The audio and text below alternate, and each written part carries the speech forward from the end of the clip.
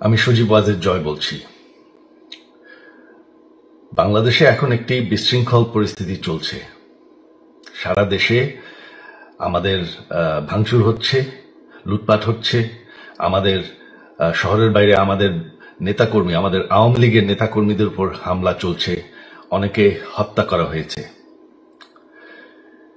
এই পরিস্থিতিতে আমি বলতে চাই, আওয়ামী লীগ হচ্ছে বাংলাদেশের সবথেকে পুরাতন গণতান্ত্রিক এবং সবথেকে বড় দল। আওয়ামী লীগ কিন্তু মরে যায়নি। আওয়ামী লীগ এই দেশকে, বাংলাদেশকে স্বাধীন করেছে। আওয়ামী লীগকে শেষ করা সম্ভব না।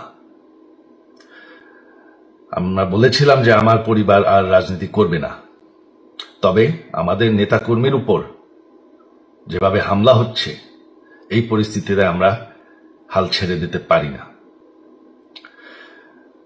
বাংলাদেশে যদি গণতন্ত্র, নতুন বাংলাদেশ গড়ে তুলতে হয়, আওয়ামী লীগ ছাড়া সম্ভব না। আওয়ামী লীগ হচ্ছে সব থেকে বড় দল। আওয়ামী লীগ কোথাও যাবে না, আওয়ামী লীগ শেষ হয়ে যাবে না, আওয়ামী লীগকে শেষ করা সম্ভব না। আওয়ামী লীগের নেতাকর্মীদের আমি সবাইকে আহ্বান জানাচ্ছি যে আপনারা সাহস নিয়ে দাঁড়ান। আপনারা একা না, আমরা আছি। বঙ্গবন্ধুর পরিবার কোথাও যায়নি, আমরা আপনাদের সাথে আছি। দেশকে, আমাদের নেতাকর্মীদেরকে, আওয়ামী লীগকে রক্ষা করার জন্য যা প্রয়োজন আমরা করতে প্রস্তুত। এই যে আমাদের বর্তমান যারাই আছে ক্ষমতায়, তাদেরকে আমি বলবো যে আমরাও একটি গণতান্ত্রিক, শৃঙ্খল, নিরাপদ বাংলাদেশ চাই, জঙ্গিবাদ মুক্ত। তার জন্য আমরা সবার সাথে আলোচনা করতে প্রস্তুত।